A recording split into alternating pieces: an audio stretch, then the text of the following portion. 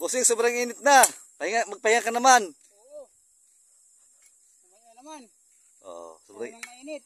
Masyado na po mainit. Talagang pahinga na.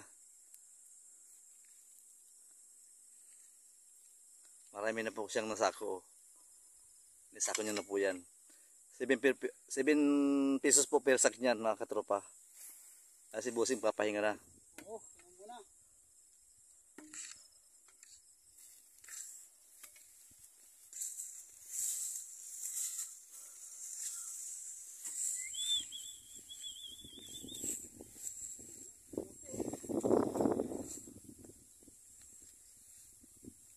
Ayan ang kibusing na kamuti. Sa kanya po yan. Na tinanim niya na. Ayan po, matataba na. Bossing, may abono na po ba yan? Oo, meron na yan. Nabunuhan na po pala, sabi ni Bossing. Kaya po pala maganda, sobrang ganda na dahil nabunuhan na.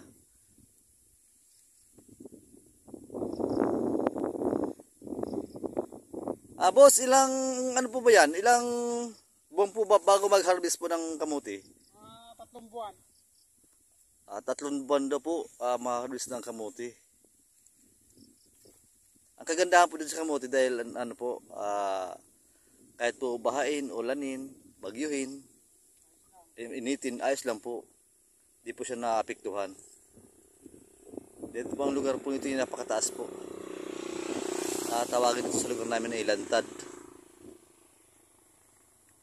Bossing, tanong ko lang po, inaalis pa po ba yung mga damo na yan? Oo, in-spray namin niya, yung ano, yung agin. Kahit spray mo ang kamote hindi namamatay. Ano pong ano ng ano? Gamot?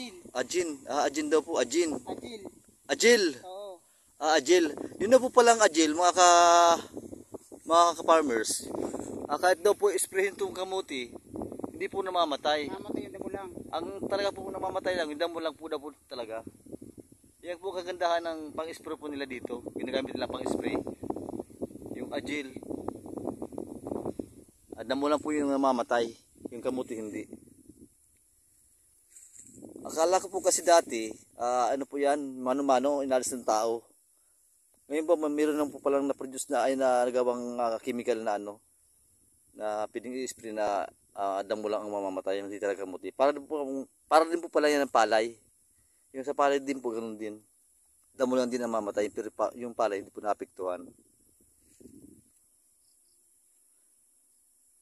3 months daw po bago sila mag-harvest ng kamuti. Ayan, ganda na oh. Kunti lang po yan pero maganda naman. Sabi nga daw po ni Bossing, baka daw po mga susunod na linggo, papatakturan daw niya po yan.